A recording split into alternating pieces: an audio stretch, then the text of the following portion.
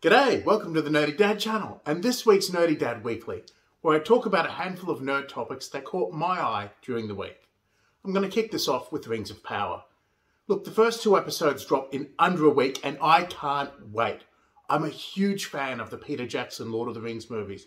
I mean, they're multi-Oscar award-winning movies, so I'm in a big crowd there.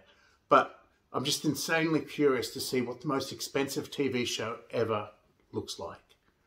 Look, other than it being just around the corner, there are two reasons to talk about the Rings of Power this week. Amazon dropped another trailer, and the first reviews from people with advanced copies have started to come out. Let's start with the new trailer, and how good does that battle look? Look, I've linked the trailer in the description for those who haven't seen it yet, but if nothing else, that opening 10 seconds alone has me hook, line, and sinker. I am definitely in. And that was before hearing how well the reviews have gone. Speaking of the reviews, the reaction from reviewers who've seen the first two episodes is overwhelmingly positive. Look, this is consistent in everything I've seen in the media I consume, be it in articles like the Variety article I've linked in the description, from YouTubers I've watched, and from reviewers that I follow on Twitter.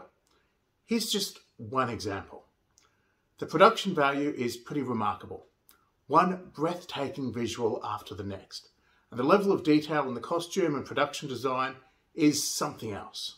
As for the story and characters, these episodes have lots of work to do introducing key places and players. It makes an impression quickly. Look, there's just 5 days to go until the rest of us get to see these episodes. Moving on to Star Wars, there are two pieces of Star Wars news that I want to quickly cover off this week. In news that I really hope is nothing, The Bad Batch appears to have been dropped from Disney Plus's September release slate. It was slated for a September 28th release, but I've been a bit nervous about this ever since Andor moved into the 21st, which is only the week before. D23 is coming in early September, so hopefully we get some news there as to what's happening with its release. In the meantime, I've been rewatching The Bad Batch Season 1. For those who want to follow along with me, I've put a link to the first of those Season 1 rewind reviews in the comments.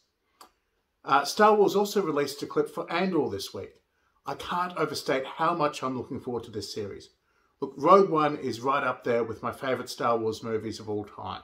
And the 21st of September is less than 4 weeks away now, and it can't come fast enough. I've linked this clip in the description for anyone who hasn't seen it yet.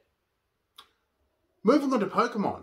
Scarlet and Violet, the Switch games, and Scarlet and Violet for Pokemon the card game have both dropped new trailers this week. Look, my family is Pokemon crazy. Hell, my eldest dressed up as Arceus for Book Week this week. The new trailer for Scarlet and Violet, the Switch game, showed off competitive play, and it was particularly focused on new mechanics.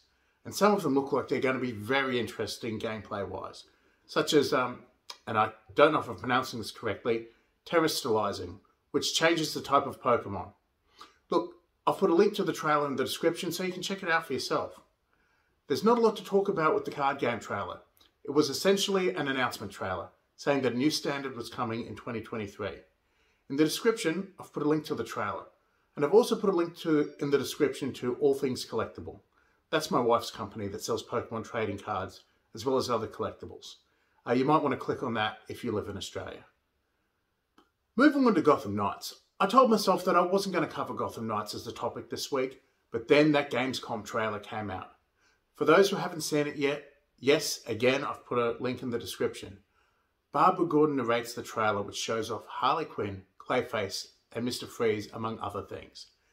Look, this game has had me hooked, and this trailer has me even more excited. The other Gotham Knights news out of Gamescom is that the release date has moved up. It's now coming out on the 21st of October. IGN First continued their Gotham Knights coverage, showing off the Harley Quinn boss fight. Look, Nightwing is my guy. That's the character I'm going to play the game with first. It looked good. I can't wait to get in there and have a play with his skill set.